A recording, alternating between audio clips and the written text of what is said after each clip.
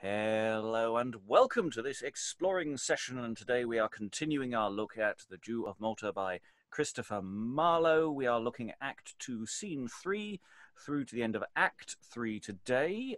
The stories so far, go back and watch the previous video. You don't want me going on about stuff like that. That's just far too tedious. Go on Wikipedia, for goodness sake. That's what it's for. So we are continuing our journey. Some very unpleasant things have happened, as well as some moderately amusing things have happened. I think it's important at this point to throw in the trigger warning. We have a sort of standing orders trigger warning that this is the early modern period, and therefore many unfortunate things may be occurring. But here we do have issues of tropes of anti-Semitism. We are about to crash into the world of the slave trade, and there may be scenes of violence ahead. Previous session, someone was saying, oh, it's quite nice nobody's died in the play so far. It's not exactly a spoiler to say that possibly that may change. To continue our journey through this play, trying to figure out a route into it, what might be done with it in a modern performance, what does one do with plays which are considerably more problematic than others. We have assembled this wonderful room of people. So reading Barabas today is... Hello, I'm Helen Good. I'm a historian and I'm in Yorkshire. Today, introducing the character of Ithamore today is... Hi, I'm Steve Longstaffe, scholar of early modern drama, based in Lancaster in the UK. Today, reading Lodowick, and Basso today is... Hello, I'm Alton-Read. I'm an actor and a singer, and I come from Chelmsford in Essex. Reading Katherine and Friar Jacomo today is... Hi, I'm Alan Scott. I'm neither an academic nor an actor, but I'm based in Suffolk. Reading a slave and Pilia-Borza is... Hi, I'm Lois Potter. I'm a retired academic living in London. Reading officer number 2, Abigail and Ferneze is... Hi, I'm Eric, and I am very frustrated with technology today, but it's okay. I'm working through it, hacking things that I'm not supposed to be, but I mean, I'm not going to talk about that now. So before the feds come for Eric, and reading today, officer number 1 and Bellamire is... Hi, I'm Francis Cox. I'm an actor living in Amsterdam. And I think yes, new person in the room, of course. Welcome, everyone. Play nice. Reading Mathias and Friar Barnardine is... Hi, I'm Kyle A. Thomas, theater historian, early modernist and medievalist, and actor, and I'm based in Springfield, Missouri. And I'm your host, Robert Crighton. I will be reading what few stage directions we encounter and generally moving the chat along. So today we're looking at Act 2, Scene 3 to start off with. It's a relatively long scene, so we may pause in the midst of it, but then again, maybe we won't. Let's see how engaged we are with it. Enter officers with Ithamore and other slaves. This is the marketplace. Here, let them stand. Fear not their sale, for they'll be quickly bought. Everyone's piece is written on his back, and so much it must they yield or not be sold. Here comes the Jew. Had not his goods been seized, he'd give us a present money for them all. And indeed enter Barabas. In spite of these swine-eating Christians, unchosen nation never circumcised, poor villains such as were ne'er thought upon till Titus and Vespasian conquered us. Am I become as wealthy as I was? They hoped my daughter would have been a nun, but she's at home, and I have bought a house as great and fair as is the governor's. And there, in spite of Malta, will I dwell, having Ferneze's hand, whose heart I'll have, aye, and his sons too, or it shall go hard. I am not of the tribe of Levi, I, that can so soon forget an injury. We Jews can fawn like spaniels when we please, and when we grin we bite. Yet are our looks as innocent and harmless as a lamb's. I learnt in Florence how to kiss my hand, heave up my shoulders when they called me dog, and duck as low as any barefoot friar, hoping to see them starve upon a stall, or else be gathered for in our synagogue, that when the offering basin comes to me, even for charity, I may spit into it. Here comes Don Lodowick, the governor's son, one that I love for his good father's sake. And enter Lodowick. I hear the wealthy Jew walk this way. I'll seek him out, and so insinuate that I may have a sight of Abigail, for Don Mathias tells me she is fair.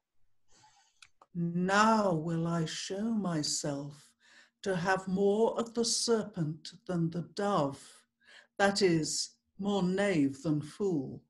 Yond walks the Jew, not for fair Abigail.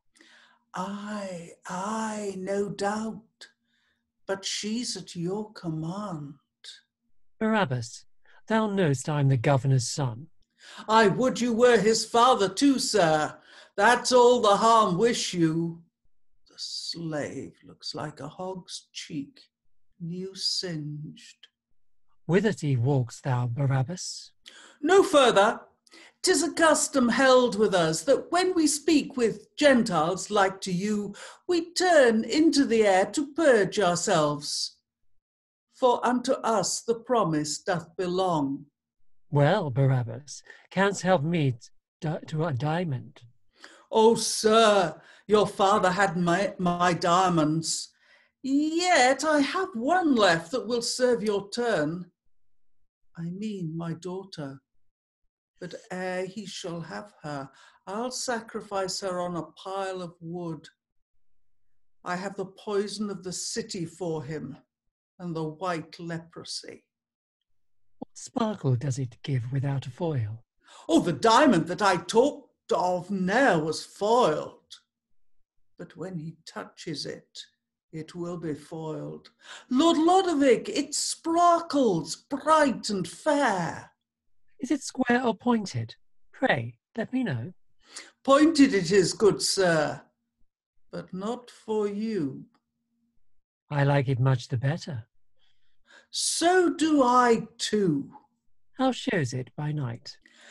Outshines Cynthia's rays. You'll like it better far o' nights than days. And what's the price? Your life, and if you have it. Oh, my lord, we will not jar about the price. Come to my house, and I will give it your honour, with a vengeance. No, Barabas, I will deserve it first.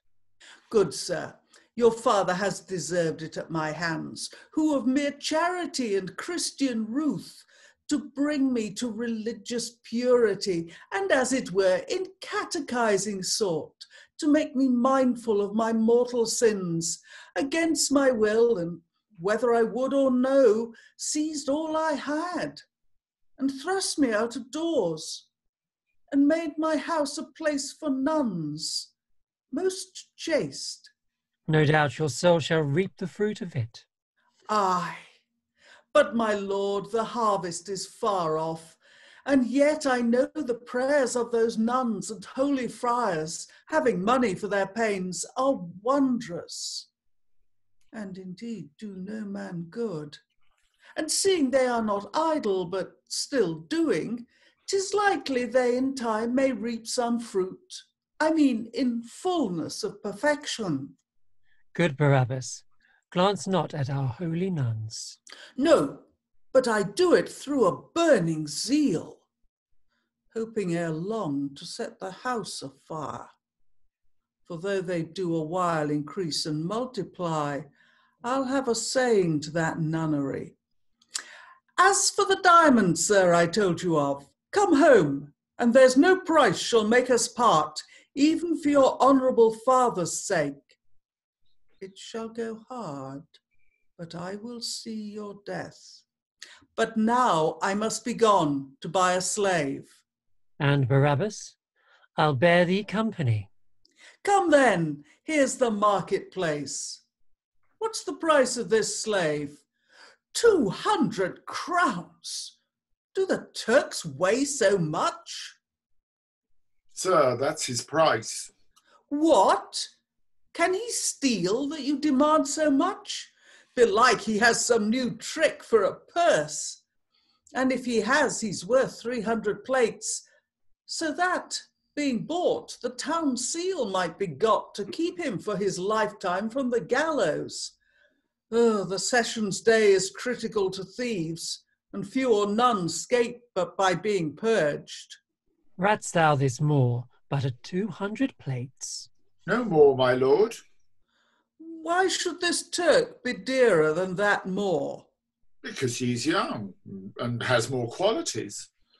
What, hast thou the philosopher's stone? And thou hast break my head with it, I'll forgive thee. No, sir, I can cut and shave. Oh, let me see, Sarah. Are you not an old shaver? Alas, sir, I am a very youth. A youth? I'll buy you and marry you to Lady Vanity if you do well. I will serve you, sir. Some trick or other.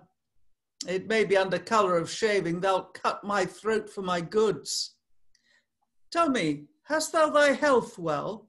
Aye, passing well. So much the worse. I must have one that's sickly, and be but for sparing victuals. 'Tis not a stone of beef a day will maintain you in these chops. Let me see one that's somewhat leaner. Here's a leaner. How you like him? Where was thou born? In Thrace, brought up in Arabia.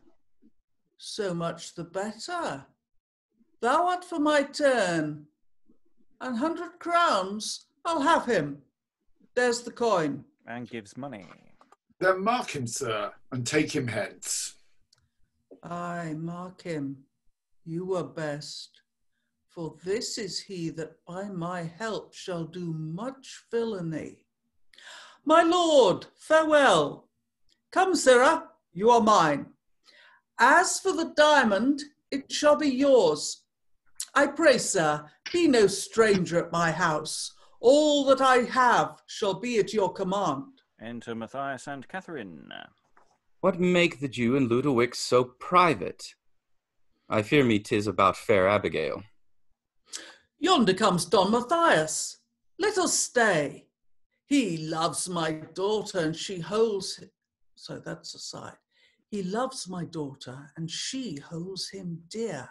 But I have sworn to frustrate both their hopes and be revenged upon the governor. Enter Lodowick. This Moor is Exit rather, sorry, he's gone. This Moor is commonest, is he not? Speak, son. No, this is the better, mother. View this well. Seem not to know me here before your mother, lest she mistrust the match that is in hand. When you have brought her home, come to my house. Think of me as thy father's son. Farewell. But wherefore talked Don Lodowick with you? Tush, man, we talked of diamonds, not of Abigail. Tell me, Mathias, is not that the Jew?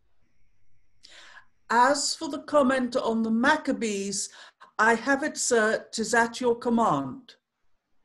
Yes, madam, and my talk with him was about the borrowing of a book or two. Converse not with him. He's cast off from heaven. Thou hast their crowns, fellow. Come, let's away. Sirrah Jew, remember the book. Marry will I, sir. And exeunt Katherine and Mathias.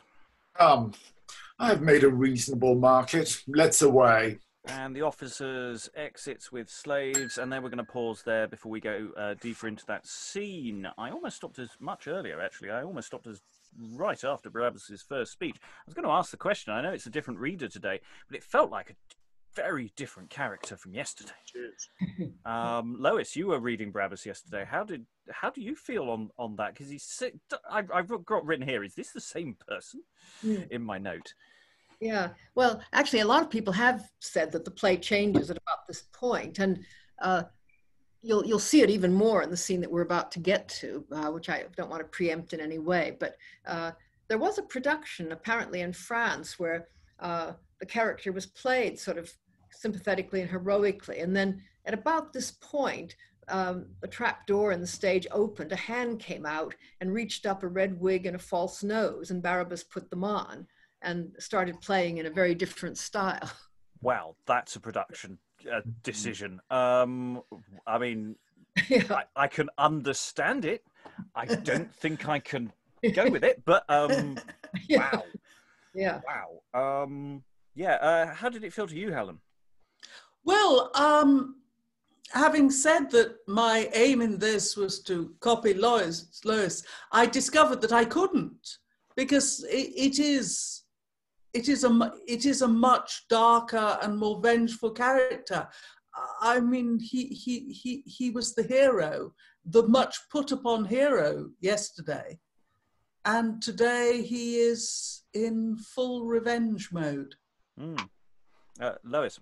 Yeah, well, he is, but at the same time, that whole conversation between Barabas, which I insist on calling him, and Lodowick was all double meanings. I mean, it was basically nasty innuendo about what they're going to do with Abigail. Yeah. I mean, it's funny. Oh yeah, but there is a sense of also that there's potentially much more ramping up of the potential for laughs there as well. I mean, dark though it is, I think there is a ramping of that. Francis. Yeah, one thing that instantly struck me at the beginning of the scene was, once again, this whole collapsing of time thing with this play. Barabas seems to have recovered somewhat financially, because Abigail stole the money, so he's bought himself a house, and he's got a diamond to give to Lodowick, and he's bought a slave. Yeah, and then we get to another area of really quite unpleasantness, because I was just making how literal is the "then mark him, sir" by the first officer. It's just I was sort of wondering if is there a branding moment to go in the middle of this scene. I'm assuming it's not that literal, but it sort of leapt out at me that way. No, I think they're writing it in paint on the back of their tunics or something. Are they wearing tunics? I sort of imagined them. I imagined the slaves, I don't know, half naked. They've got some kind of labelling system on them with their price, but how that's enacted... And it's on their back. I got the feeling that every time they were asking a question, somebody is pulling the poor chap round so that everybody can look at his back. Yeah. So, you know, they're constantly being manhandled and spun round to view their prices. Yeah. And we have this sort of vicious comic game with Barabas, where, you know, it's this first slave who doesn't get a name, who can't give a right answer. He's always going to find a way of twisting, even if it's a perfectly good answer, into oh no, that's terrible. You're in good health. Well, that's awful, because I want people who are sickly and and won't trouble me. Having read it through briefly this morning, I wanted to make it funny, but when I came to read it, I found it very difficult to make funny. This is a very dark scene in so many places. I think you could get laughs. I just think if you're doing that, then there's very questionable things going on in that dimension. I'm sure in the original production it was hilarious, and because you know there's an element of that's what it's doing. It's just we shouldn't really. Lois. Well, yeah. No, I see it as black comedy. But the other thing I remember about that scene is that it was Ian Richardson playing Ithamore, and when he said, brought up in Thrace, I mean, somehow or other, just everything about him convinced Barabas immediately, this is just what I need for all the horrible things I intend to do. So it's one of those cases where, because it was Ian Richardson, a single line was kind of, so we better watch this guy. Yeah. Yeah, Yeah, other thoughts just about the whole Lodowick sequence, and also just the entrance of Mathias, because I was noting with Lodowick, who we have met very, very, very briefly already, and whether at that point the audience had clocked, who he was, because we immediately, when he comes in, you get a sort of, we're told what his status and who he's related to. When the first time we saw him, we didn't get that. Beyond a Don, I don't think we got any sense of who he was in the hierarchy of peoples that we've got here. His costume would have told the audience a lot. Oh yeah, general status, but I mean in terms of who he's related to, in terms of other characters who are in the play. I mean, I don't think we got that the first time we met him. But Lodowick and Mathias were friends. Mm. And they're both in love with Abigail, right? Well, we'll use the word advisedly. Love, I think. Well, yeah, okay, use that term. Mathias is, for sure. Yes, they are interested in Abigail, Yeah. I think. They fancy her. Yeah. Technical term. Kyle. I'm struck. I missed yesterday's reading, but I knowing a little bit about this play, I'm struck by how the focus at this point changes. Not only the tonality in Barabas, but it seems to become a little more condensed and focused, like a Latin Roman comedy at this point. It becomes much more of that kind of marketplace setting where we have the interaction that is happening there. And it's a little bit more in that kind of domestic vein than the kind of larger scope that opens the play with the whole of Malta and the sense of the Mediterranean world and the political goings-on that are accompanying the earlier scenes. That's what strikes me the most about this scene. Yes, the mass crowd scenes of 3 that we had earlier, or at least representative of a mass, and the way that scene just constantly flowed into other action. Francis. Yeah, one of the things that also struck me about the scene was, suddenly it's extremely menacing because he's obvious. Barabas is obviously he's obviously got Lodowick in his crosshairs, and he is Ferneze's son. And it's, I mean, the worst thing you can do to a man or is kill his son, I think. So there's this real sense of menace now with the play. Mm. Mm. And it's interesting that's coming out after he sort of, to a degree, regained some of his fortune. It's interesting that didn't come at his, shall we say, his lowest point. Yeah. I saw a hand from Eric, then Alan. Yeah, I was just going to say that it's interesting how in just like 3 lines, or 4 lines, we learn that Mathias is the son of the governor, and also that he's interested in Barabas's daughter, but he already knows that he's interested. So he's like plotting to make things worse between them. Yes, we don't get any earlier intimations that he knows that. It's just he does, or he infers it very quickly. Alan. I mean, I must admit, I did find Barabas's reaction understandable. He's now recovered some of his status, and is therefore now in a position to look at plotting revenge. Whereas, effectively, in the section we did yesterday, he'd been reduced from a position of great power and influence to virtually nothing. Yes, he was the Jew of Malta before, and now he went down. Yeah, I suppose if you're going to do revenge, you need a budget. Francis. Yeah, I was going to make that same point. As you say, if you're going to revenge yourself on somebody, you need resources. But it's also about allaying people's suspicions. He's acting once again like he's going about his business, basically. Mm-hmm. What would he do? What would he do on a morning? Go and buy some slaves. Yeah. As the slave is saying, he would buy all their goods. As he had the biggest pockets. Of course, he's at some point he's presumably going off to purchase some severe kitchen supplies, but we'll worry about that later. Let us continue with the scene, because we're still mid-scene. There's quite a way to go, and we're going to. He's purchased this chap called Ithamore of Thrace, I think it was, but brought up in Arabia. We're going to find out a little bit more about them, and I have specific questions to ask about this scene, but we'll ask them once we've read some of it. Okay, Barabas and Ithamore.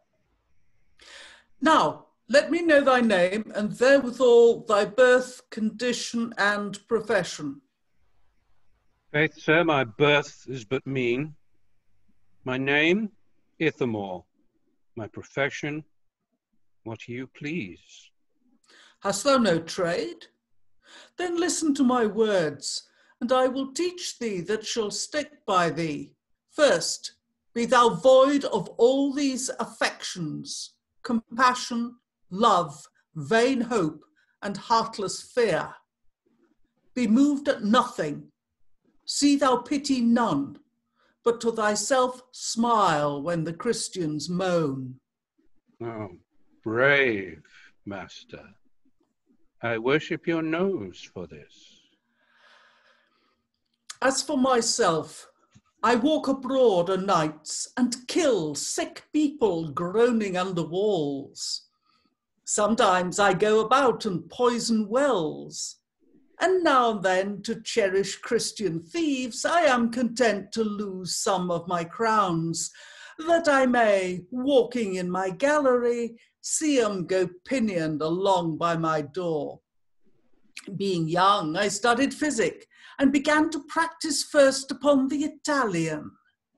There I enriched the priests with burials, and always kept the sexton's arms in ure, with digging graves and ringing dead men's knells. And after that I was an engineer, and in the wars twixt France and Germany, under pretence of helping Charles V, slew friend and enemy with my stratagems. Then, after that, was I an usurer, and with extorting, cozening, forfeiting, and tricks belonging unto brokery, I filled the jails with bankrupts in a year, and with young orphans planted hospitals. And every moon made some or other mad, and now and then one hang himself for grief, pinning upon his breast a long great scroll, how I with interest tormented him. But mark how I am blessed for plaguing them. I have as much coin as will buy the town. But tell me now, how hast thou spent thy time? Faith, master, in setting Christian villages on fire, chaining of eunuchs, binding galley slaves. One time I was an ostler in an inn, and in the night time secretly would I steal to travellers' chambers, and there cut their throats. Once at Jerusalem, where the pilgrims kneeled, I strewed powder on the marble stones, and therewithal the knees would rankle so. I've laughed a good to see the cripples go limping home to Christendom on stilts. Why, this is something. Make account of me as of thy fellow. We are villains both circumcised. We hate Christians both. Be true and secret, thou shalt want no gold. But stand aside. Here comes Don Lodowick. And indeed, enter Lodowick. Oh, Barabas, well met. Where is the diamond you told me of? I have it for you, sir. Please you, walk in with me. What ho, Abigail! Open the door, I say. Enter Abigail with letters. In good time, father. Here are letters come from Ormus, and the post stays here within. Give me the letters. Daughter, do you hear? entertain Lodowick, the governor's son, with all the courtesy you can afford, provided that you keep your maidenhead. Use him as if he were a Philistine. Dissemble, swear, protest, vow to love him. He is not of the seed of Abraham. I am a little busy, sir. Pray pardon me. Abigail, bid him welcome for my sake. For your sake and his own, he's welcome hither. Daughter, a word more. Kiss him, speak him fair, and like a cunning Jew, so cast about that ye be both made sure ere you come out. Father, Don Mathias is my love. I know it, yet I say make love to him. Do, it is requisite, it should be so. Nay, on my life it is my factor's hand. But you go you in, I'll think upon the account. And exeunt Abigail and Lodowick into the house. The account is made, for Lodovico dies. My factor sends me word a merchant's fled that owes me for 100 ton of wine. I weigh it thus much. I have wealth enough, for now by this has he kissed Abigail, and she vows love to him, and he to her. And sure as heaven rained manna for the Jews, so sure shall he and Don Mathias die. His father was my chiefest enemy. Enter Mathias. Whither goes Don Mathias? Stay a while. Whither but to my fair love Abigail? Ah, thou know'st, and heaven can witness it is true, that I intend my daughter shall be thine. I, Barabas, or else thou wrong'st me much. Oh, heaven forbid! I should have such a thought. Pardon me, though I weep. The governor's son will, whether I will or no, have Abigail, and sends her letters, bracelets, jewels, rings. Does she receive them? She? No, Mathias, no, but sends them back. And when he comes, she locks herself up fast. Yet through the keyhole will he talk to her, while she runs to the window looking out, when you should come and hail him from the door. Oh, treacherous Lodowick! Even now, as I came home, he slipped me in, and I am sure he is with Abigail. I'll rouse him thence. Not for all Malta. Therefore sheathe your sword. If you love me, no quarrels in my house. But steal you in, and seem to see him not. I'll give him such warning ere he goes, as he shall have small hope of Abigail. Away, for here they come. Re-enter What? Lodowick and Abigail. What, hand in hand? I cannot suffer this. Mathias, as thou lovedst me, not a word. Well, let it pass. Another time shall serve. And exit into the house. Barabas, is not that the widow's son? Aye, and take heed, for he hath sworn your death. My death? What? Is the base-born peasant mad? No, no, but happily he stands in fear of that which you, I think, ne'er dream upon. Sorry, that was an aside. My daughter here, a paltry, silly girl. Why, does she Don Mathias? Does she not with her smiling answer you? He has my heart, I smile against my will. Barabas, thou knowst I have loved thy daughter long.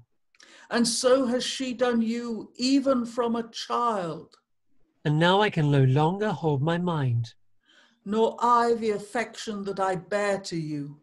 This is thy diamond. Tell me, shall I have it? Win it and wear it. It is yet unsoiled. Oh, but I know your lordship would disdain to marry with the daughter of a Jew, and yet I'll give her many a golden cross with Christian posies round about the ring. 'Tis not thy wealth, but her that I esteem, yet crave I thy consent. And mine you have. Yet let me talk to her.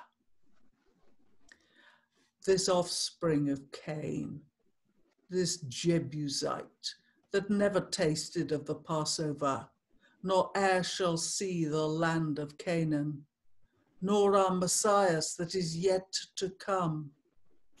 This Gentile maggot, Lodowick I mean, must be deluded. Let him have thy hand, but keep thy heart till Don Mathias comes. What? Shall I be betrothed to Lodowick? It is no sin to deceive a Christian, for they themselves hold it a principle. Faith is not to be held with heretics. But all are heretics that are not Jews. This follows well, and therefore, daughter, fear not. I have entreated her, and she will grant. Then, gentle Abigail, plight thy faith to me. I cannot choose, seeing my father bids. Nothing but death shall part my love and me. Now have I that for which my soul hath longed. So have not I, but yet I hope I shall. O wretched Abigail, what hast thou done? Why on the sudden is your colour changed? I know not, but farewell, I must be gone. Stay her, but let her not speak one word more. Mute, oh the sudden, here's a sudden change. Oh, muse not at it, 'tis the Hebrew's guise, that maidens new betrothed should weep a while. Trouble her not, sweet Lodowick, depart.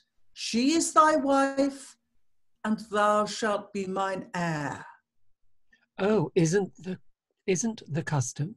Then I am resolved. But rather let the brightsome heavens be dimmed, and nature's beauty choke with stifling clouds, than my fair Abigail should frown on me. There comes a villain. Now I'll be revenged. And re-enter Mathias. Be quiet, Lodowick. It is enough that I have made thee sure to Abigail. Well, let him go. And exit Lodowick. Well, but for me, as you went in at doors, you had been stabbed. But not a word on't now. Here must no speeches pass, no swords be drawn. Suffer me, Barabas, but to follow him. No, so shall I, if any hurt be done, be made an accessory of your deeds. Revenge it on him when you meet him next. For this I'll have his heart. Do so. Lo, here I give thee Abigail. What greater gift can poor Mathias have? Shall Lodowick rob me of so fair a love? My life is not so dear as Abigail. My heart misgives me that to cross your love, he's with your mother. Therefore, after him. What? Is he gone unto my mother?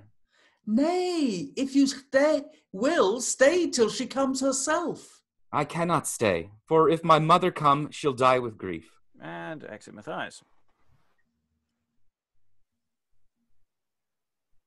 I cannot take my leave of him for tears. Father, why have you thus incensed them both? What's that to thee? I'll make them friends again. You'll make them friends?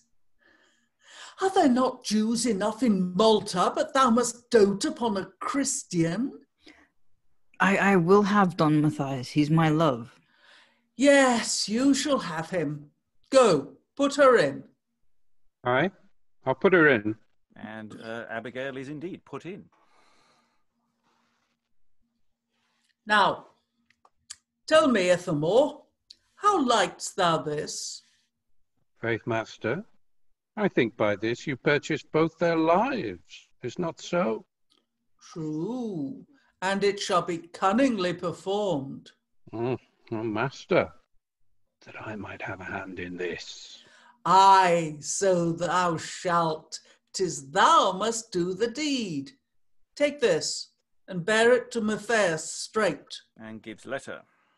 and tell him that it comes from Lodowick.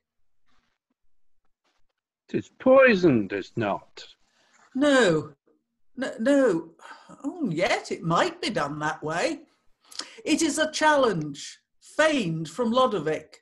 Fear not. I will so set his heart afire that he shall verily think it comes from him.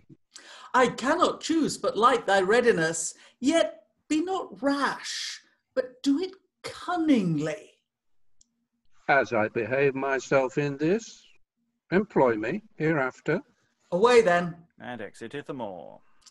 So, now I will go into Lodowick, and like a cunning spirit feign some lie, till I have set them both at enmity. And exit. End scene. And yeah, it just keeps getting more and more loaded, doesn't it? It really does feel like we're in a very different play from yesterday. I mean, it really is. It just keeps. I mean, in a sense, it's a very clever scene structurally, in the way that he's splitting the two friends up, and the way he's using Abigail is really very different again, also from the first act, where she was sort of much more a willing participant in his scheming, and now she really isn't keen on any of this at all. And we get that very telling stage direction of, puts in Abigail. You just see Ithamore just picks her up, carries her in and puts her away. And it's like they're just putting her back in a box. And that's when we were saying how much we were liking what Abigail was doing in the first act or so. It's quite different. Thoughts from the room? Who wants to leap in? Francis. Yeah, Abigail seems to have escaped the nunnery fairly easily. Well, again, it's her old house. She'll know all the exits. Yeah, but then come after her and said, why aren't you at prayers? Or why haven't you got your habit on? All good questions about this particular nunnery. Maybe we should go back to Ithamore and Barabas and Yes. Their first convo. It's this weird sort of game of who can brag about being the worst person. How much of this is true? Yeah. On it could be first true. reading, none of it. Mm. I didn't believe a word of it. I believe Ithamore more than I believe Barabas. Yeah.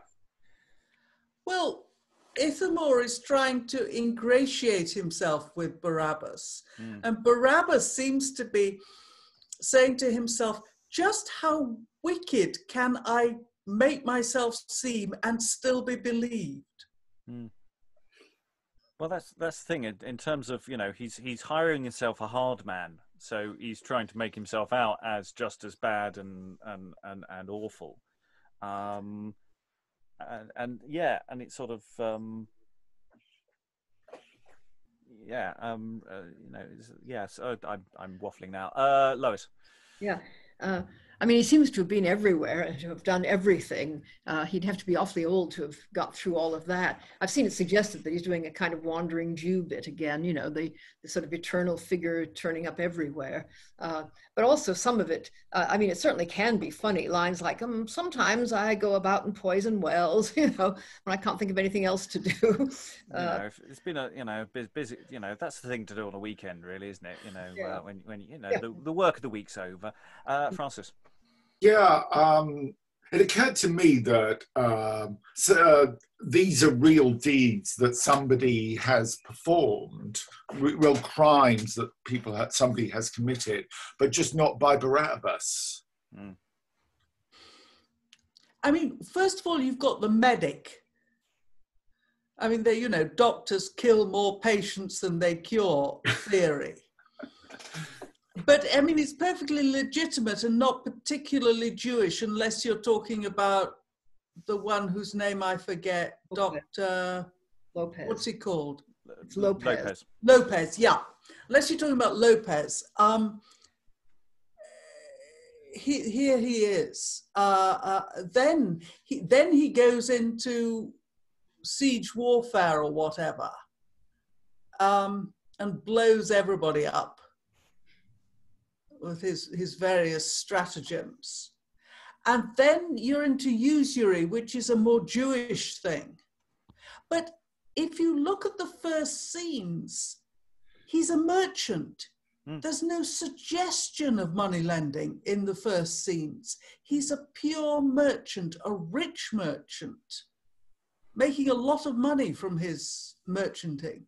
And the way he's talking about himself and his own Jewish identity seems to have shifted as well. He's talking about himself as a caricature in a weird way, and you know, very, you know, this I mean, Ithamore's line about "I worship your nose for this" is just feels very, very.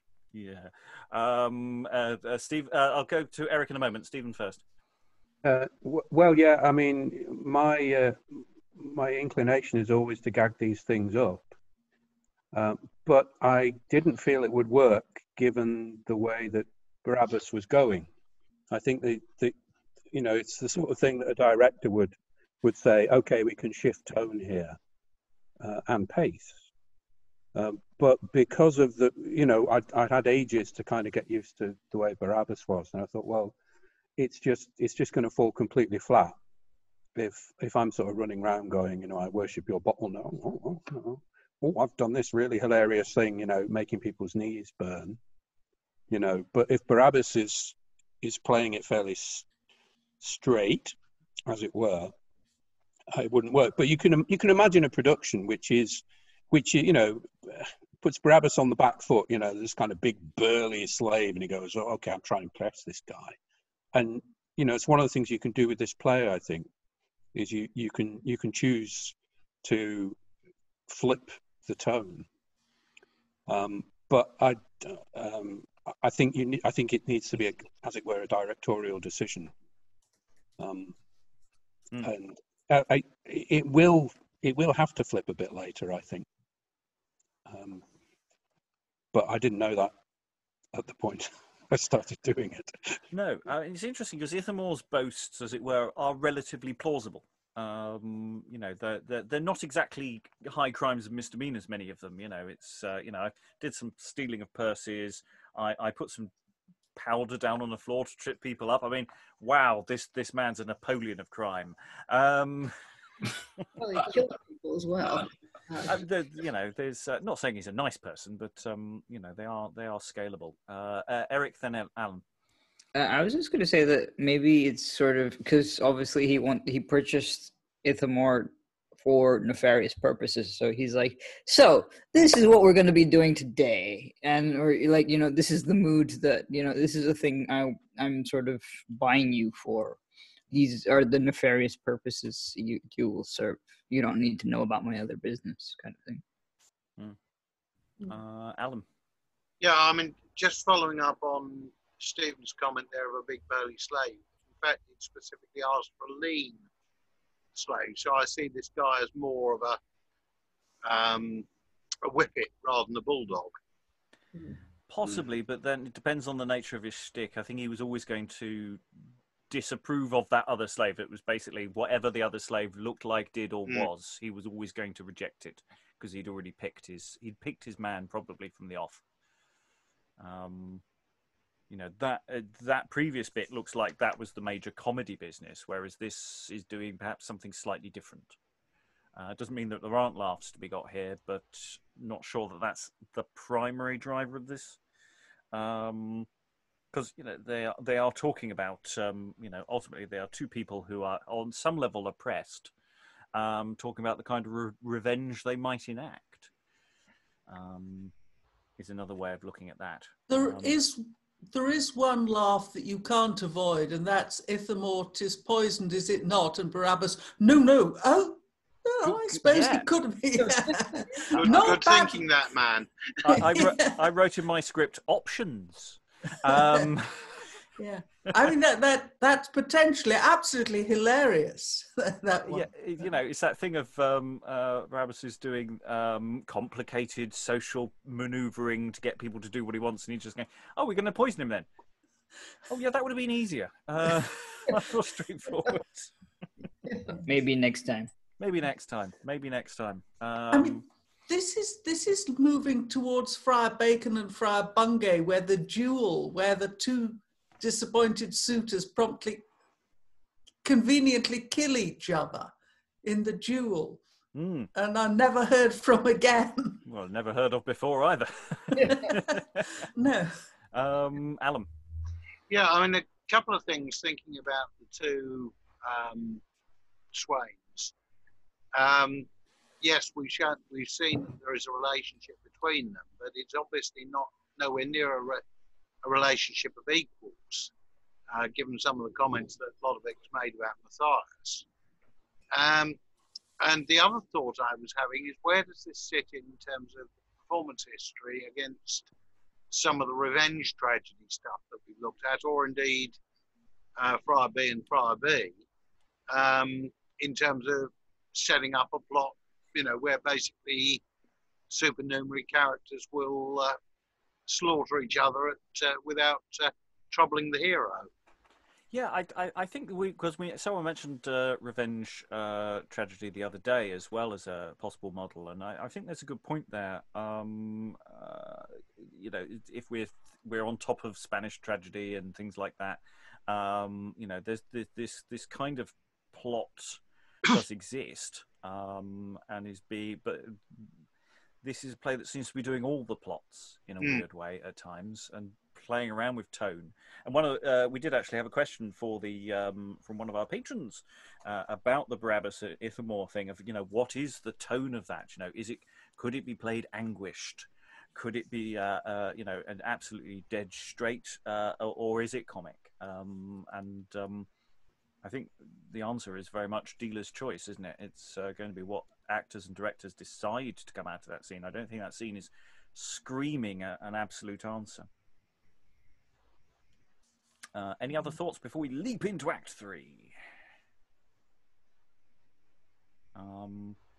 Yeah, I think there's a good question about Helen's just whacked in the chat. Actually, I think it's a good one to discuss. Maybe not immediately, but the placement of asides. Who is talking at different points? Most of the asides that are in there are as writ in the edition that I have in front of me and seems to be coming from the initial printing. But that doesn't mean they're right. It's not like yesterday where there were a couple that were explicitly in the wrong place, and that was just my error in transposing things. But yeah, how some of those asides function is quite interesting. Lois. Yeah, it's really hard with asides. I mean, there seems to have been a tradition for years to put the word aside after the speech that was supposed to be aside, which is maddening for anybody reading the thing. Yes, I try to move them into the what seemed to be the logical place, but it's not always right. Yeah, I mean, the one I picked up on was, I think, the first speech where Barabas is talking to Abigail and is giving her instructions, and the aside follows the instruction that the way I heard it, he was giving to her rather than speaking out loud. Yes, I can't remember whether it was that one, but there was one where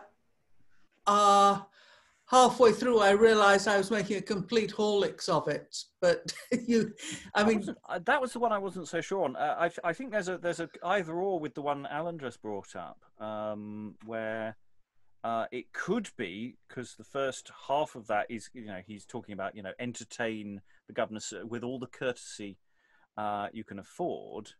And then, you know, aside to her, use him as if he were a Philistine. That could be a change of direction. Yeah. There rather than that at that beginning. Lois. Well, he's also got that lovely line, provided that you keep your maidenhead. That would be hilarious if it was set out in front of Lodowick and embarrassing for everybody.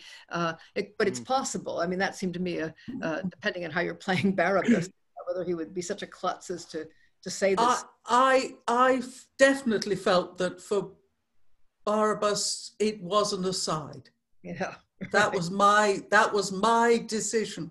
Yeah. As I went along, but I'm prepared to be argued out of it. Well, again, I don't think we have to be authoritative. I think there's so much of this play is dealer's choice, really, isn't it?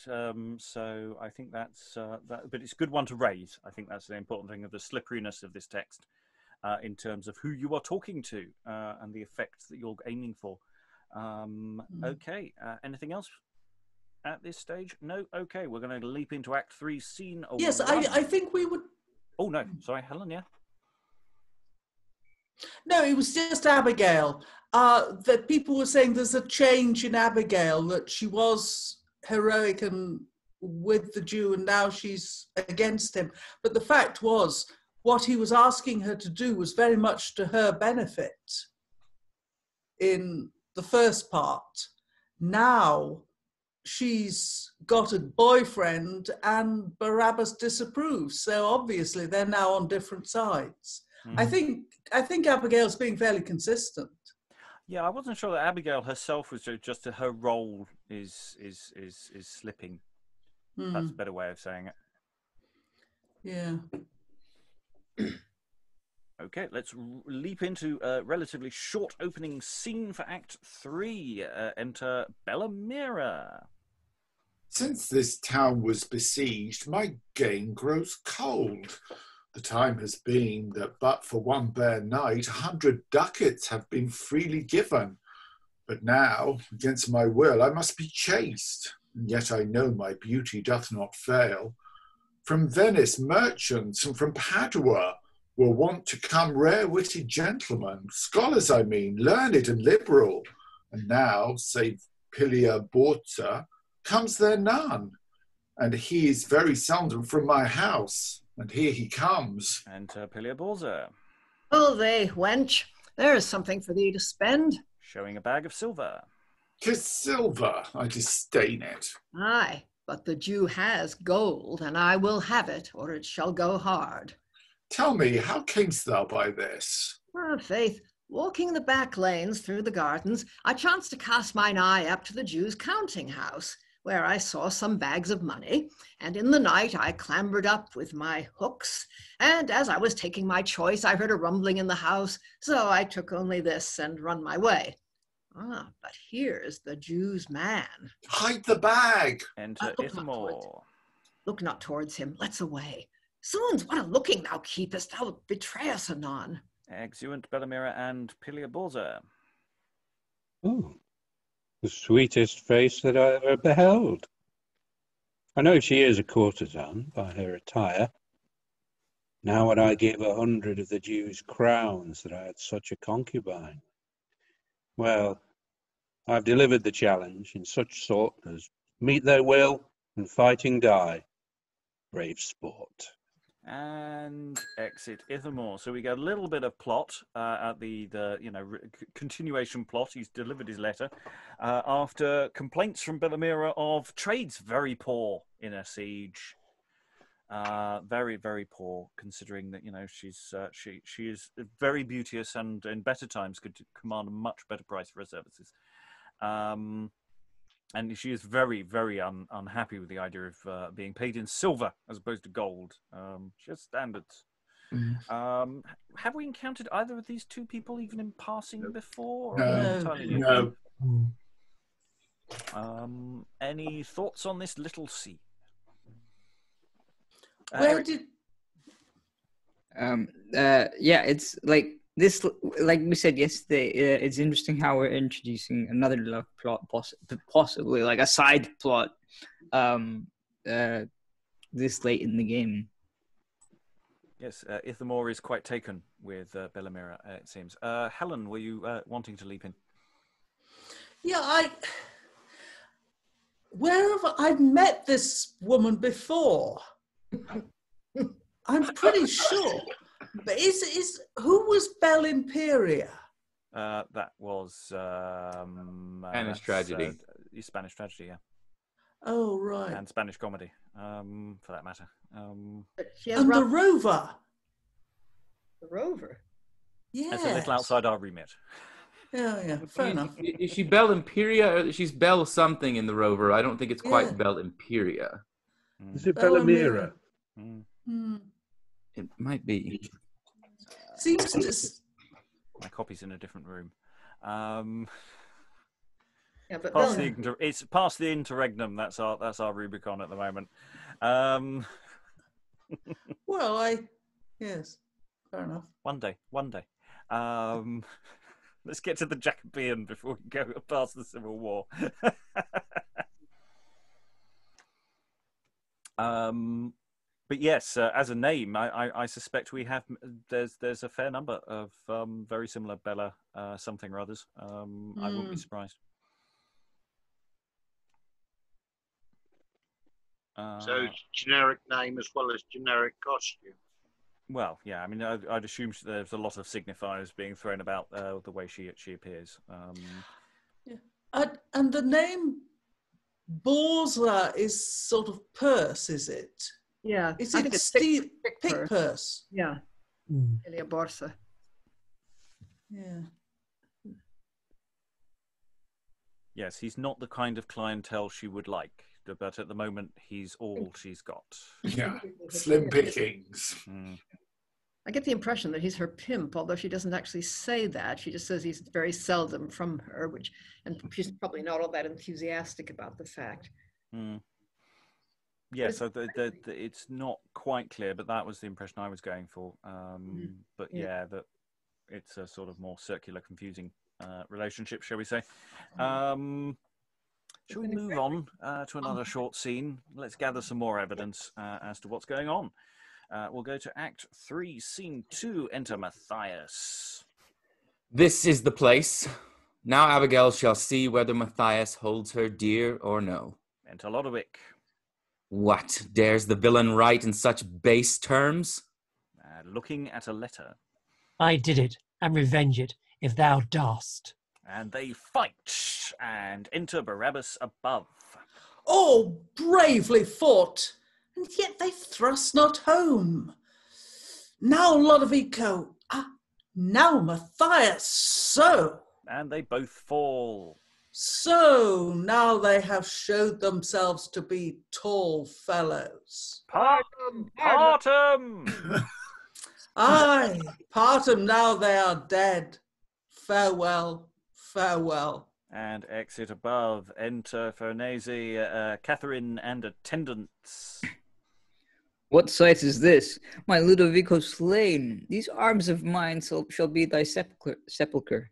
Who is this? My son Mathias slain?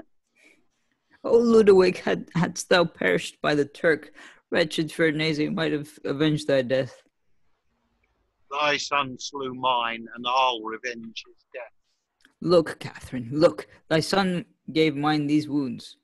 Oh, leave to grieve me. Oh, that my sighs could turn to lively breath, and these my tears to blood, that he might live. Who made them enemies? I know not, and that grieves me most of all. My son loved thine. And so did Lodowick him. Lend me that weapon that did kill my son, and it shall murder me. Nay, madam, stay. That weapon was my son's, and on that rather should Ferneze die. Hold. Let's inquire the causes of their deaths, that we may venge their blood upon their heads. Then take them up and let them be interred within one sacred monument of stone, upon which altar I will offer up my daily sacrifice of sighs and tears, and with my prayers pierce impartial heavens till they reveal the causes of our smarts, which force their hands divide united hearts. Come, Katherine, our losses equal are, then of true grief let us equal share. And they exit with bodies. Okay, so obviously this is a longer scene than it appears because there's an extended fight scene going on. Again, how comic do we make this? It partly depends on... I feel Barabas should have an extended commentary session rather than the relatively brief bit that he gets there, but it does have a certain fight commentary quality to it, doesn't it? You can almost see the little old ladies at the back shouting, "Rip his leg off and hit him with the soggy end." Yeah, it has that sort of comic thing, and they both fall. So how do you manage it that they both stab each other at the same time? Can one fall on the knife? Can one fall on the knife and the other one go into him? Yeah, it's one for the fight choreographer, isn't it? Where's Alexandra when we need her? Yeah. Lois. Yeah, it's also comic, I think, when the two parents are going to stab themselves and then he suddenly says, oh, that's the wrong sword, let me die on this one. I mean, it's just so ludicrous. Well, it's also the way you don't quite know where the scene is going, because it looks like it's going to be a sort of domino hatred thing of going, your son killed my son, so I will get you. And then they sort of decide to work together. Yeah. I'm wondering if that was sort of part of the plot. Eric. Yeah, I was going to ask how on earth are they carrying the bodies? But then I realized, they conveniently came in with attendants. It's so convenient, isn't it? They always come in with attendants. I mean, everybody has attendants in these plays. Yeah, we've got to assume there are a lot more supernumeraries than we're ever doing. Helen. Yes, the thing for attendance is it's like that stage direction we met some weeks ago, as many as may be. Yeah. But I'm somewhat baffled that this guy, who I keep on thinking of as Ferneze, I think that must be who it's meant to be, rather than Ferneze. I think it's anyway. This guy seems to be tremendously ineffective. He was horrendously ineffective when faced with the Turks, and changed his mind when Del Bosco suggested alternative plans. And then here, he's not actually going to inquire the causes of their deaths. That's Katherine's idea. He's going to just pray, and with my prayers pierce impartial heavens till they reveal the causes of our smarts. I mean, as a plan, it doesn't seem to me to be particularly good or useful. Francis. Yeah, one thing I find interesting is that where is Mathias's father in this? I find it interesting that it's Katherine, his mother, who's his sort of principal representative, or parent in the play. I just find that quite interesting. Why? I'm just asking myself why Marlowe did that. Why is it that it's Katherine who has to avenge Mathias's death, and Ferneze, or whatever his name is, to avenge Lodowick's? Kyle. Yeah, what Francis brings up is a great kind of question that I have. We don't really get a sense of the nature of their relationship either, do we? He just appears in the play, and we have this sense there's something that's maybe overbearing about her that Mathias is scared of, and I don't really know what that is.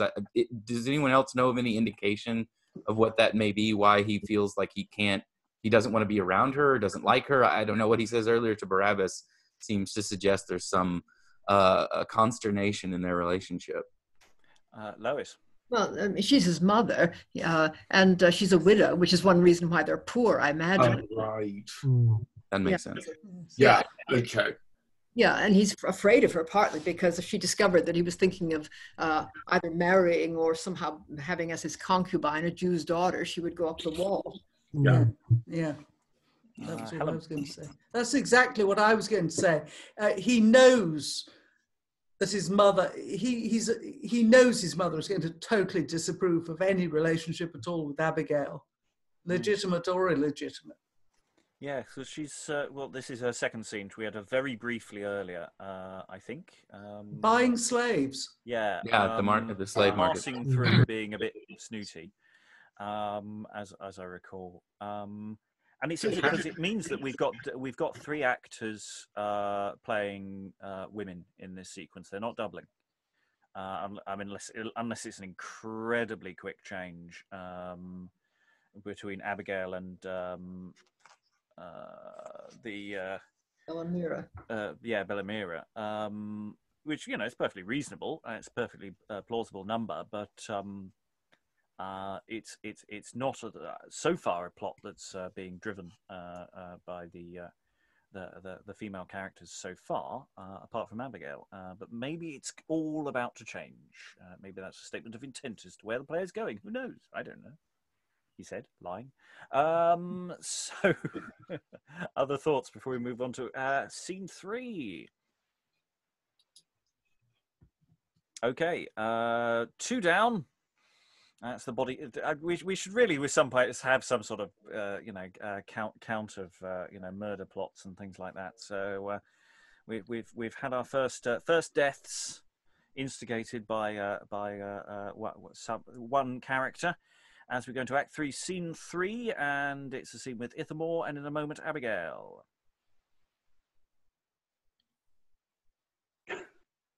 Why was ever there seen such villainy?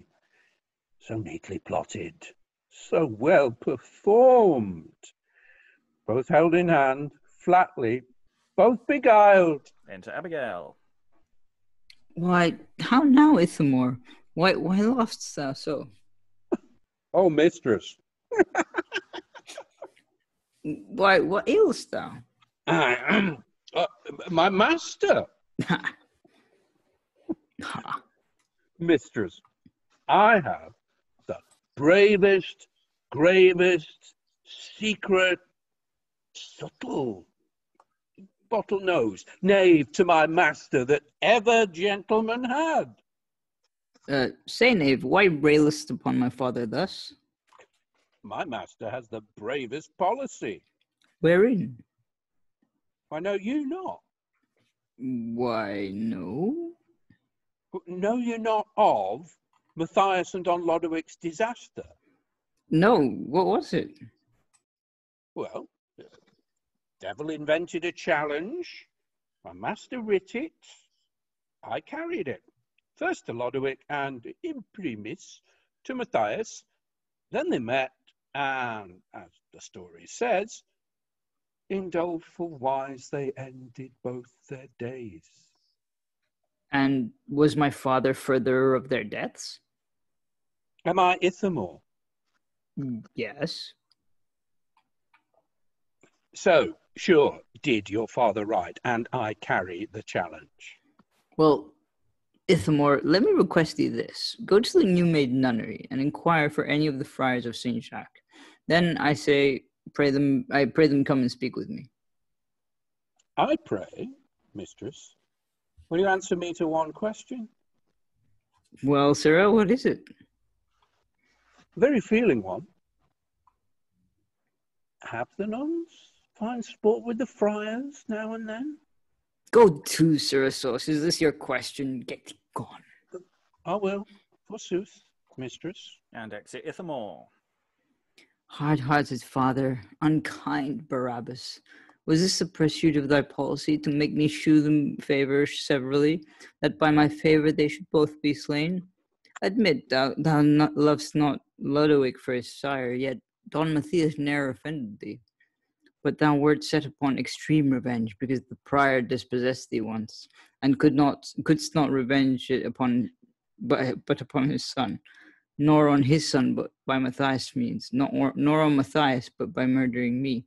But I perceive there is no love on earth, pity in Jews, or piety in Turks. But here comes cursed Ithamore with the friar. We enter Ithamore with Friar Jacomo. Ergo salve. When duck you?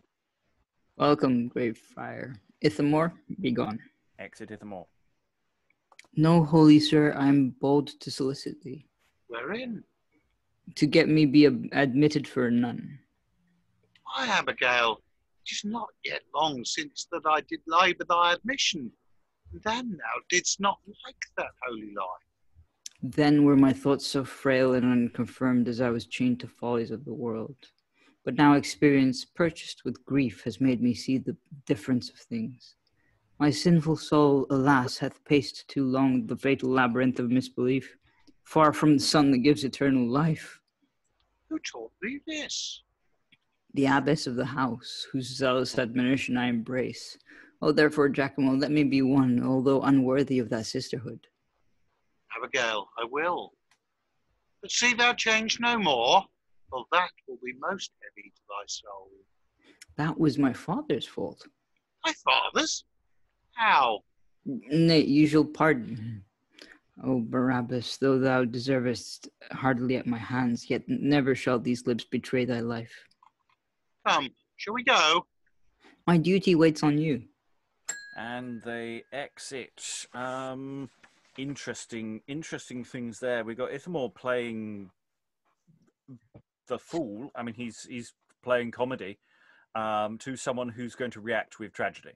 You know, he's doing ha ha, you know, who am I? You know, and he's doing all these. He's doing this comedy feed lines to someone who's really not going to play ball. It's a really interesting back and forth that there as he delivers the most appalling news to her. It's a really interesting disconnect on how that works. Once again, question of tone and what's going on in that. Abigail, of course, left alone to think on her thoughts. The moment Ithamore returns, he does this gag about the friar presumably is bowing at that point and says, "Why duck you?" and just boom, boom, go away. It's thoughts. Francis, straight up there. Yeah. What really struck me about the scene is Ithias gives her the news of Mathias's death. You know, the man she hopes to be her husband, but she doesn't. She's given no time. She doesn't grieve. She doesn't say, "Oh my God, you know, my future husband is dead." She moves straight to go and get the friar. You know, I'm going to get myself off to a nunnery. It just that just struck me as odd. I wonder if it was just simply that she's holding everything in until he's gone. Yeah, you could play it that way. I wonder if that. I mean, she could be given a sign to display that, but she isn't. Lois. Yeah, yes, I find it quite moving, actually, that she doesn't react in words. And why would she want to tell this swine, you know, what she thinks anyway, or how she feels? Yeah, this is the one bit of the play that I feel is absolutely straight. I mean, her feelings are what she says they are, and her situation is really tragic. There's pretty well nothing else. I mean, the friar, the Ithamore, everybody seems to me still to belong to a kind of comic world, but Abigail, I think, is different. Yes, I mean, it's that thing with the, you know, when the friar comes in and going, "Well, you left us earlier. What do you want now?" And you know, and he does make a very pointed reference about, you know, you've got to stick with it this time. You know, we're not coming a third time. Francis. Yeah, well, that was something sort of backtrack. That was something that really struck me when she first entered the nunnery. She said to them, "Yeah, I want to be a nun." They're like, "Fine." You know, there was no sort of, "Well, you're a Jewess," and you know, there was no kind of questioning. I mean, and in those days, nunneries didn't just take anybody.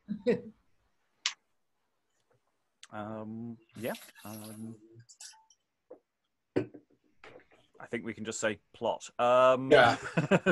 It's a plot device. Yeah. The plot seems to move things. I found it was interesting that it felt like the scene almost actually that this isn't a new scene. That this actually just Ithamore's actually been on just watching them dragging the bodies off when he's laughing. And you know, yes, it is a new scene, but you know, it actually functions as part of that sort of ongoing overlappingness of the dramaturgy.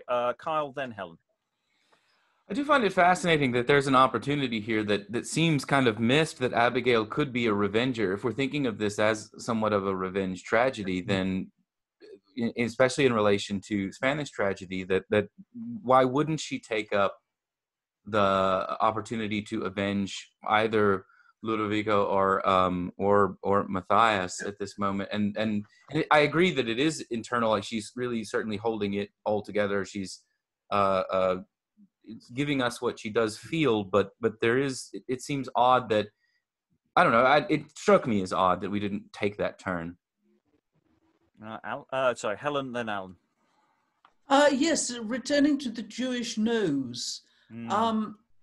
Ithamore says he has a bottle nose, which is far from your... I mean, I would have expected their hook-nosed knave rather than bottle-nosed knave.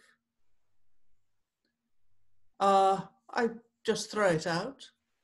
Yeah, the fact that it was being flagged up again just straightforwardly on any nose front is I've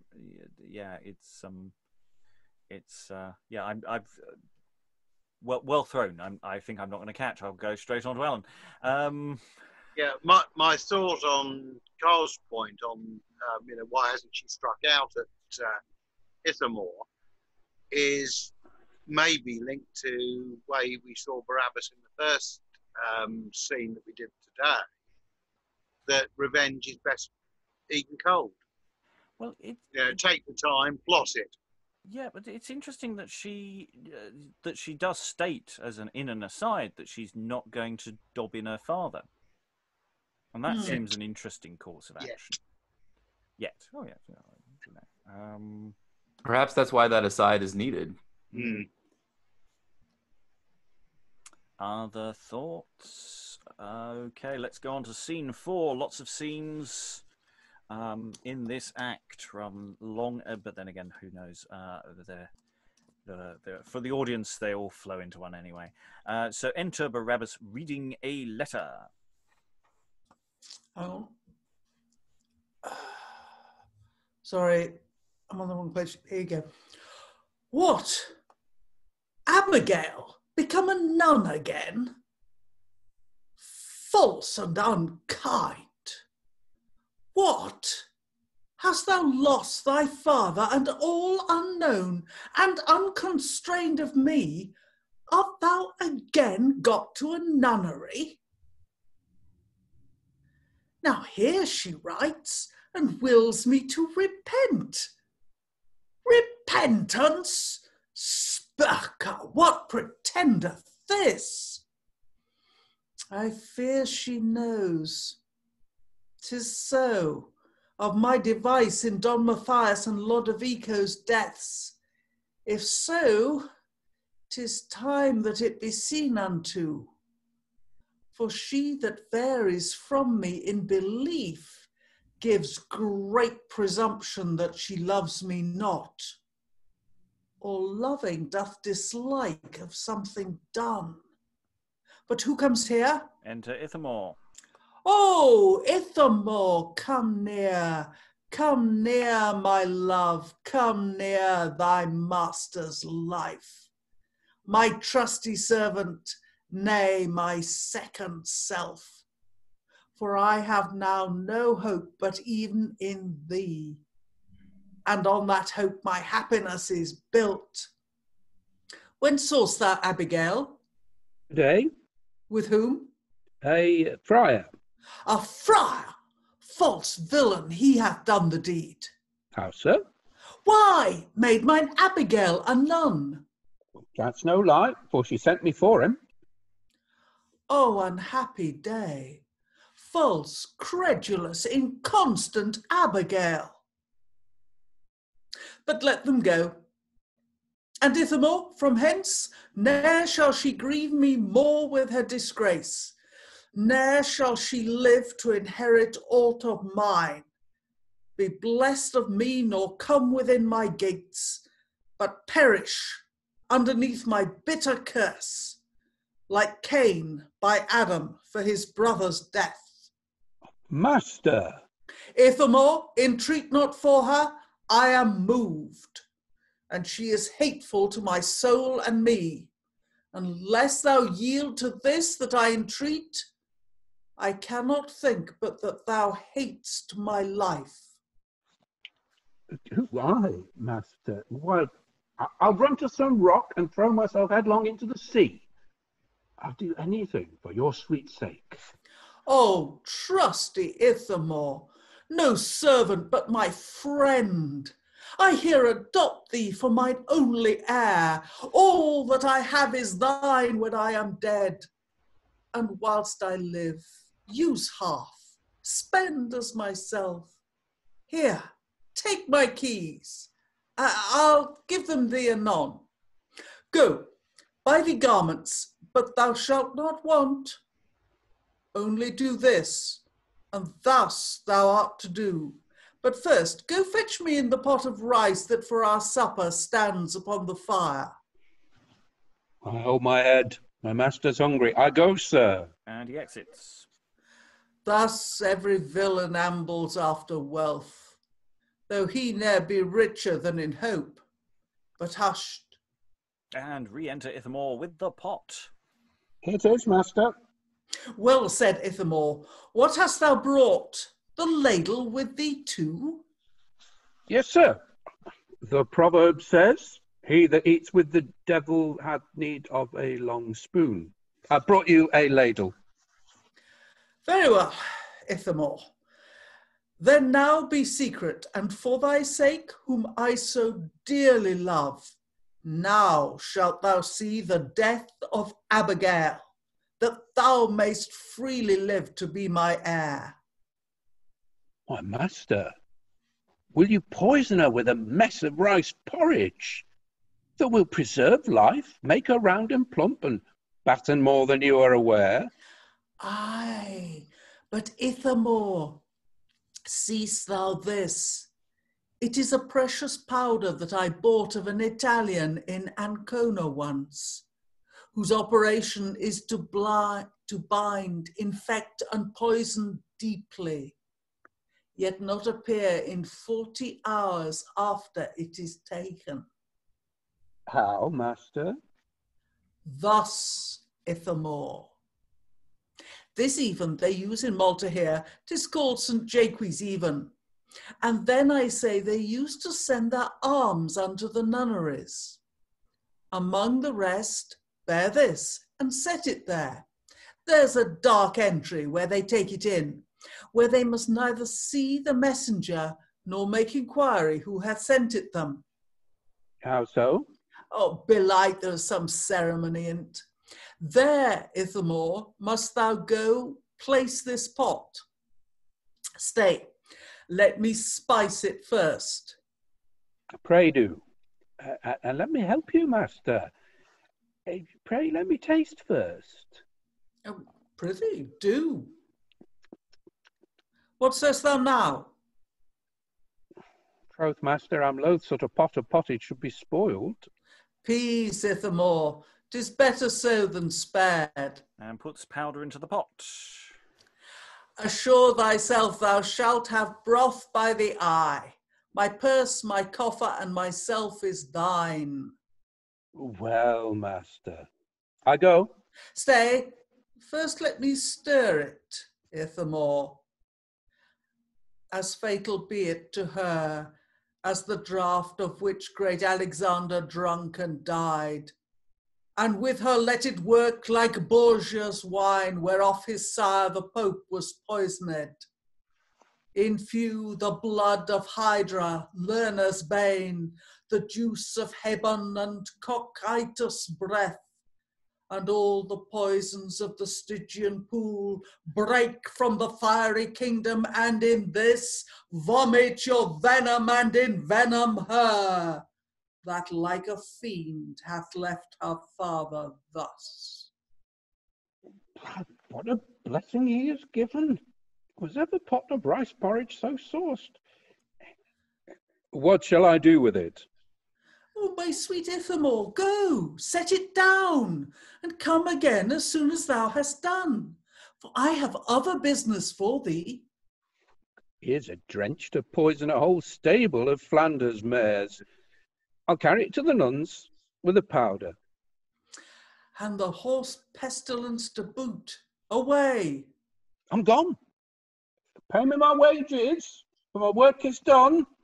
And exit with the pot. I'll pay thee with a vengeance, Ithamore.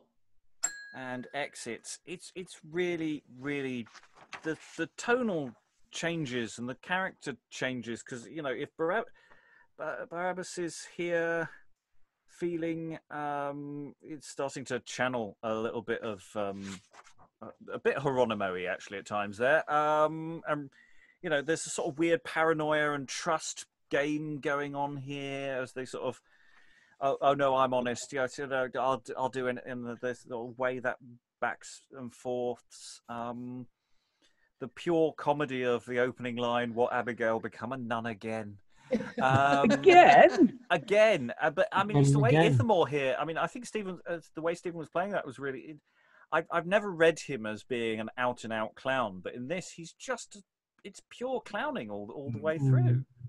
How many times have we seen a clown with a big pot of porridge or dreaming about a big pot of porridge? It's a shtick, isn't it?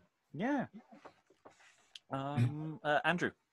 Is it like the slapstick scenes in pantomimes a little bit? The last scene that we just had with Barabas and Ithamore, and the way that he becomes the master and the servant, and he keeps going out and bringing in the next part to move the plot on. It's very commedia. Yeah.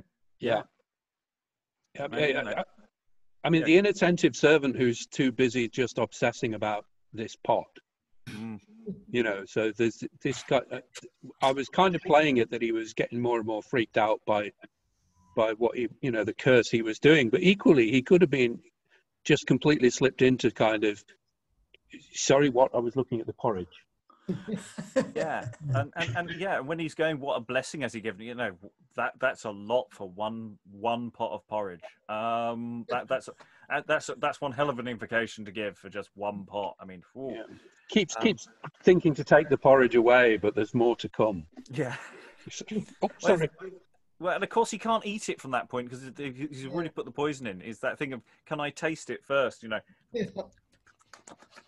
You know, how much business can he get out of that before the poison is added? Because it's such a shame to waste.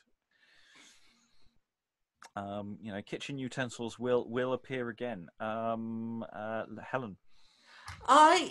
Reading Barabas, I thought he was constantly being disconcerted by Ithamore, because he would say something, then Ithamore would go off on introduce a new idea, and Barabas,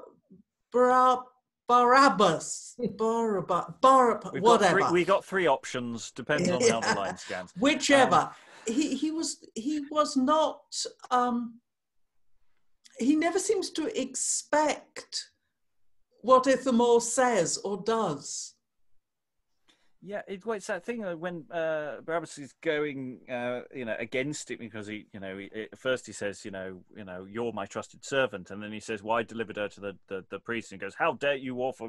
And then Ithamore sort of has to go demonstrate his worthiness by saying, "I'll cast myself on the rocks," and then this comic back of just going, "Oh no, don't do that. No, here, have some money and some nice clothes." Yeah. You know, it really is. It, once again, feels like it's from a different play. I see lots of hands. I'll go to Alan first, then Kyle. I'm just wondering whether Ithamore has a cunning plan. Actually, I don't think he does. I don't think he's even that level of thinking at the moment. Kyle. Well, he does. He may not on the surface have that cunning plan, but he's in that tradition of that witty servant, witty slave character that goes all the way back to Latin comedy and has a strong tradition in English medieval work with a play like Bobbio from the 12th century, and you have this relationship between in this case it was a very lecherous priest and his servant who ends up they back and forth in terms of how awful they can be to one another. So it seems to me that there's a tradition that this is participating in that is very old and doesn't seem all that attuned to this play, actually. Lois.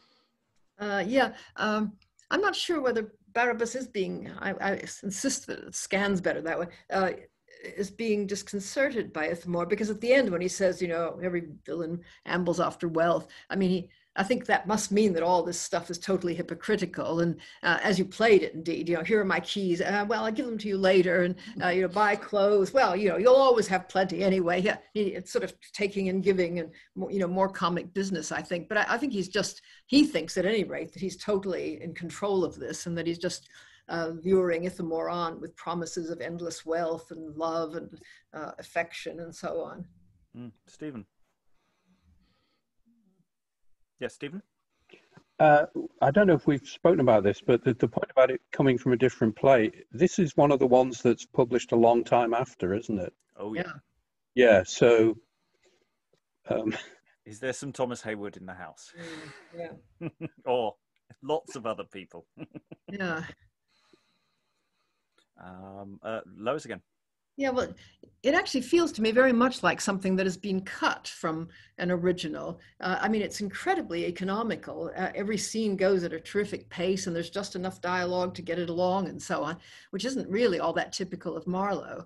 And it seems to me that there certainly is a theory that plays for publication were written more elaborately and that in performance they were kind of cut to the chase. And this really feels kind of like something that's been cut to the chase. Well, it's the second longest, I think, that we've got of Marlowe. Every other play's shorter, apart from Edward II, off the top of my head, because Tamburlaine Part 1 and Part 2, they're 18,000 words, and as Faustus, depending on the cut, much shorter. This is orbiting slightly under 20,000 words. Yeah. So. It's not desperate. It's longer than most, but again, it's not that desperately long as a play. Yeah, I would guess that those other Marlowe plays would take a lot longer to perform, though. I mean, there's an awful lot more spectacle in them. Tamburlaine is full of people marching on and marching off, and Faustus has all those tricks that he performs, and the spectacle in it. And Edward II, again, coronation processions and so on. Well, yeah, that one is definitely long. That's kind of the other reason we haven't done it yet. Alan, then Eric. Yeah, I mean, the thing is, on that point about length, I mean, you could quite easily get that very short sequence we just did on the duel scene. I mean, you could fill 5 minutes of stage time on that if you needed to or wanted to. Anyway, we do need to move forward. So, Eric, before we move on, I was just going to say that it's interesting how quickly Barabas just wanted to kill off his daughter. Yeah. Yes, it's a good point. It's literally one. He's read a letter, and that's it. She's dead to him. Yeah, he's going full villain now. There's nothing he won't do. He's given a vast amount of motivation for that. I don't know how much is going on inside his head, really. Francis. Yeah, I was just wondering if you could play Barabas as if he's going slowly mad, because he's about to commit mass murder, poisoning everybody in the nunnery. I mean, that's a big step. It's a big step from killing two noble sons to bumping off a bunch of nuns. Yes. Well, you never know. He might be thwarted. We're going to read the next two scenes in quick succession. They're relatively short. So, Act 3, Scene 5. Enter Ferneze, Martin del Bosco. So he's in the scene. I don't think he says anything. Some wonderful miming. And Knights and the Basso. Welcome, great Basso. How fares Calymath?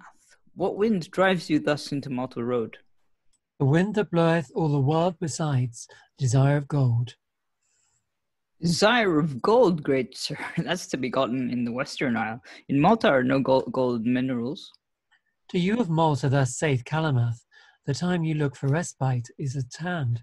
For the performance of your promise past, and for the tribute money, I am sent. Basso, in brief, shalt have no tribute here, nor shall the heathens live upon our spoil. First will we raise the city walls ourselves, lay waste the island, hew the temples down, and shipping off our goods to Sicily, Open an entrance for the wasteful sea, whose billows beating the resistless banks shall overflow it with their refluence. Well, Governor, since thou hast broke the lead, by flat denial of the promised tribute, talk not of raising down your city walls. You shall not need trouble yourself so far, for Celium Calamath shall come himself, and with brass bullets batter down your tires, and turn proud Malta to a wilderness for these intolerable wrong of yours, and so, farewell. Farewell. And exit Basso. And now, you men of Malta, look about, and let's provide to welcome Calamath. Close your portcullis, charge your basilisks, and as you profitably take up arms, so now courageously encounter them, for by this answer broken is the league, and naught is to be looked for now but wars, and naught to us more welcome than wars. And he exits. In fact, everyone exits there. So the receivers have come in, and war, bad things are going to happen. And Act 3, Scene 6, enter Friar Jacomo and Friar Barnardine. Brother, all the nuns are sick, and physic will not help them. They must die. The abbess sent for me to be confessed. Oh, what sad confession will there be? And so did fair Maria send for me. Are to a lodging. Hereabout she lies. And he exits. Enter Abigail. What? All dead? Save only Abigail. And I shall die too, for I feel death coming. Where is the friar that conversed with me? Oh, he is gone to see the other nuns. I sent for him, but seeing you are come, be you my ghostly father, and first know that in this house I lived religiously chaste and devout, much sorrowing for my sins, but ere I came... What then?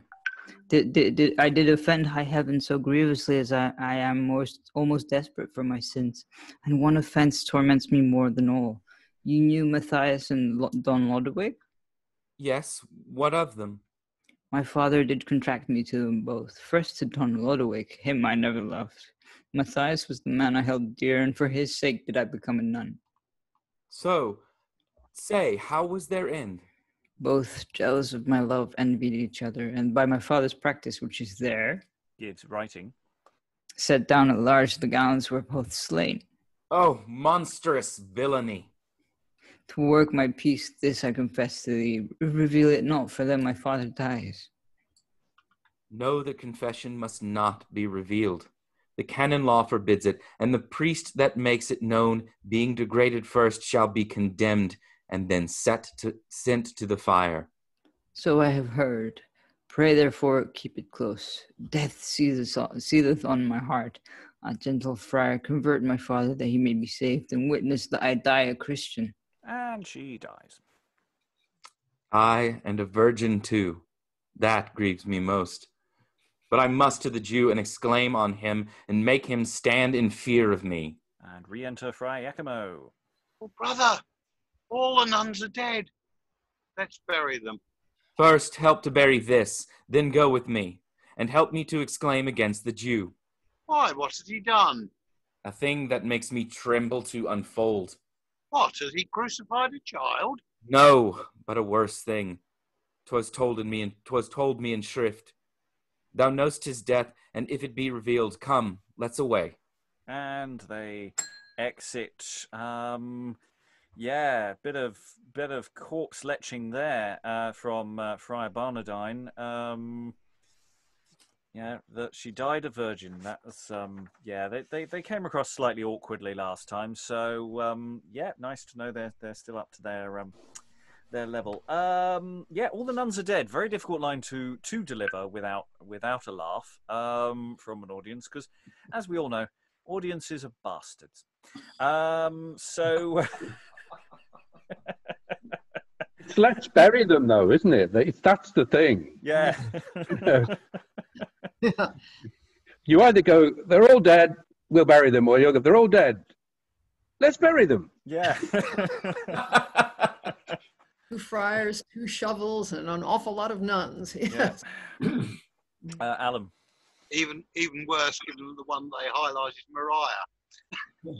Yeah, you can just see the chorus, can't you? Well, yeah, and there's again the suggestion there that there was a especially favourite nun of theirs. There's all sorts of. How do you solve a problem?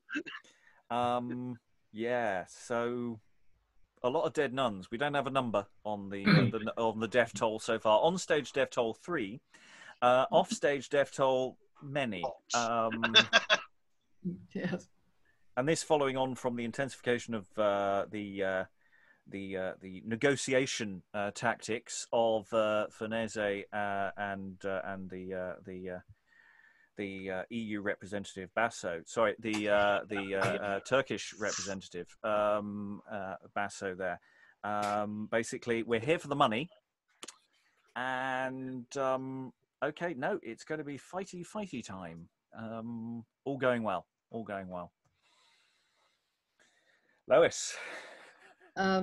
Yeah, the scene before this last one, where the Basso comes for the money, was the beginning of the second half of the Clifford Williams production in, I think, 1966, something like that. And I remember it was it just blew my mind, because it began with, what wind brings you to Malta Road, and he says, the wind that bloweth all the world beside, desire of gold. And it just sort of crash. That is what the play is about, and it just felt so completely, I don't know, it's one of those things, the production just sort of put it in flames or in lights.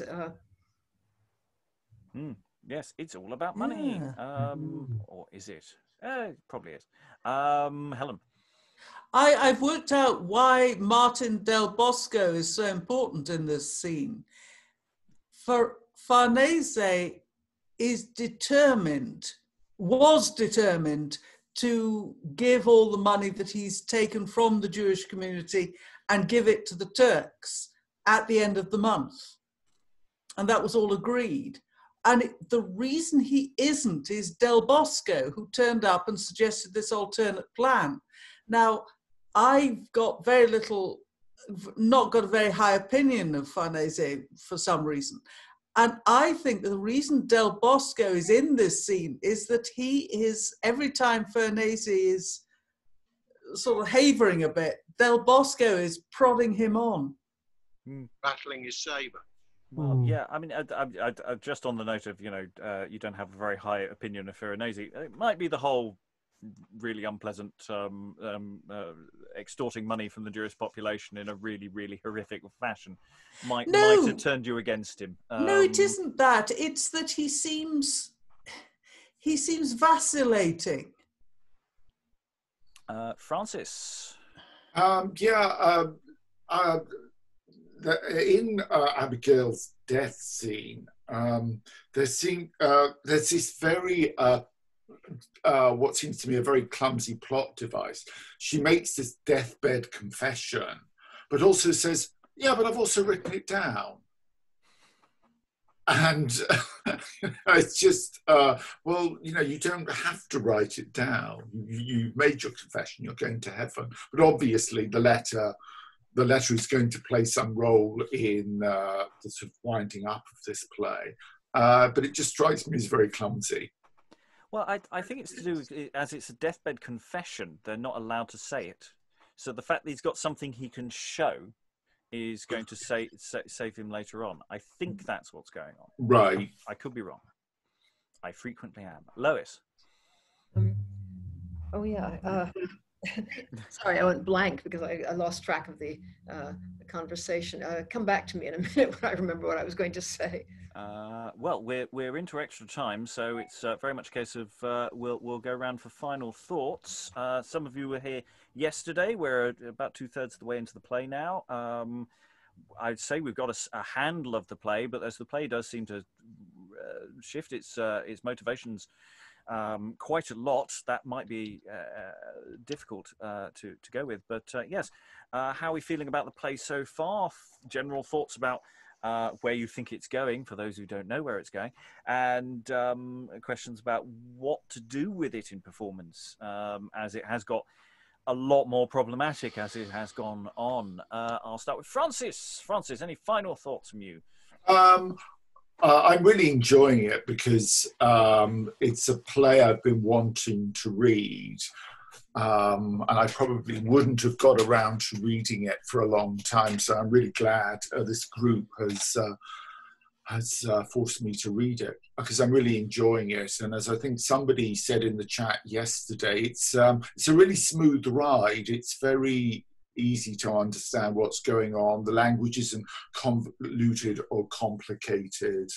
Yeah, it's a really interesting play, and I would really like to see a production of it.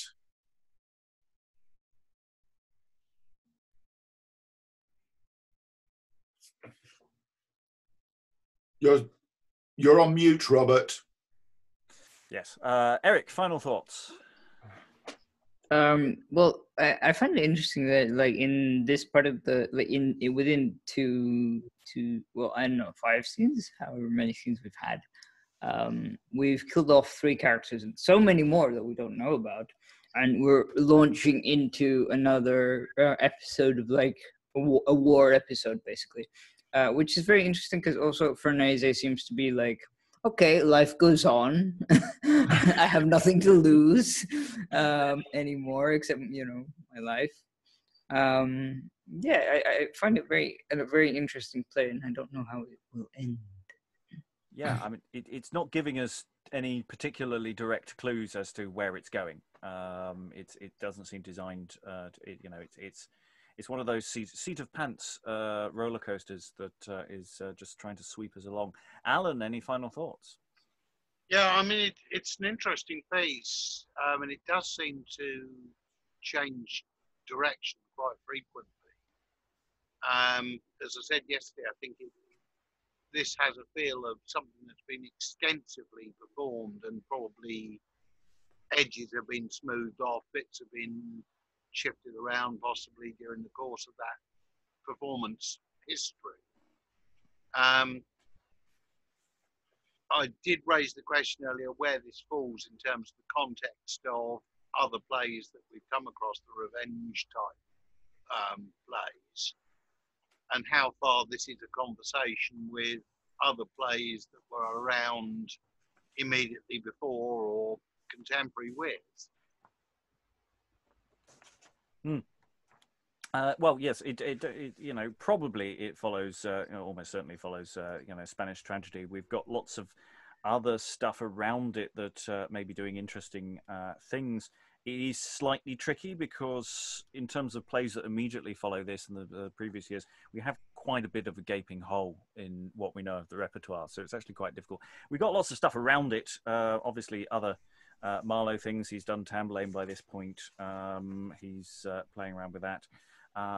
We've got Friar Bacon, Friar Bungay pretty much on top of this. Battle of Alcazar's around about here as well, but then we've got plays that are very different, like King Lear. You know, Fair M is next year probably. You know, James the Fourth. I suspect has absolutely no conversation with this whatsoever. But you know, it's there are elements of this in lots of other things going on. And I think the question of conversations is really something that once we've done all of the plays from this time, and we're for these late 1580s, early 1590s plays, we're nearly there. Actually, we've nearly covered. We've certainly covered most of them, if not not yet all of them. So we're getting there. Lois, final thoughts? Yeah, I mean, if you talk of conversation, I mean, sometimes I think there's fairly direct echoing of the Spanish tragedy. In fact, Barabas is a bit like Lorenzo, and some of the generalizations he says. I think Lorenzo says something on the lines of, I'll trust myself shall be my friend, which is the sort of thing Barabas is always coming out with. And then there's the line when Abigail says she's the hopeless daughter of a hapless Jew. I think Geronimo says he's the hopeless father of a hapless son, or something like that. So. It was also an incredibly influential play. I mean, probably the most influential play of the period, but I don't dare talk about that in this context. There's any reason why not. It's we've done it. We've even done Geronimo, the first part of the Spanish comedy. Yeah, no, feel free. Yeah, well, the other thing I wanted to say was just that in that last, the next to last scene, we also see Ferneze acting exactly towards the Muslims as he was acting towards the Jews. In other words, we're not going to, you know, we'll take your money because you're all infidels, and we're not going to give you any money because you're all infidels. You're all terrible. It's incredible hypocrisy. I mean, the hypocrisy and the greed are the things that run all the way through the play, and actually, to me, make it bearable. I mean, it's not just anti-Semitic; it's anti-everybody. Mm. Yes, it's using othering as a deliberate political tactic, and the cynicism of a character like Ferneze on that front is interesting. Andrew, any final thoughts from you? It's a very interesting plot line, and the tangents going from different scene to scene and the way the characters have developed has been quite interesting. I think the way Lodowick was very a minor character and then came into his force before he died, and was an interesting part. Also Barabas, I see him as the centerpiece of the play and the villain of the piece, and it'd be interesting to see what happens next, as I haven't read because I won't be here unfortunately tomorrow, so I'm going to look at the recording and hopefully see what happens to him and whether he has his comeuppance or not. Yeah, but it's very, very interesting and some thought-provoking parts in it. Helen, final thoughts? Yeah, I think probably the most interesting, the most difficult thing to work out is the relationship between Barabas and Ithamore, because they are there's such a lot going on there, and there are so many decisions to be made, not so much about tone, about relationship, about relative intelligence, about motivation, about sincerity. And I mean, I will be eternally grateful for having been given the opportunity to read it, the Barabas today. But nevertheless, it's, as they say in the part of the world I come from, it's a bugger. Yeah, and it's interesting in my mind, having looked at this play before, Ithamore loomed a lot larger in the narrative than actually he has so far. He didn't appear yesterday; he's only appeared today, he hasn't. He's run a few errands and done a few quips. I'm finding that, as opposed to off the page, really interesting. But that we also don't have the physical presence element, which we might add in the future. Kyle, any final thoughts from you in your first session? We throw this terrible burden on you. You can just say no, and we'll move on. No, I have some great thoughts, but first to say thank you to you all for allowing me to participate today. This was a lot of fun.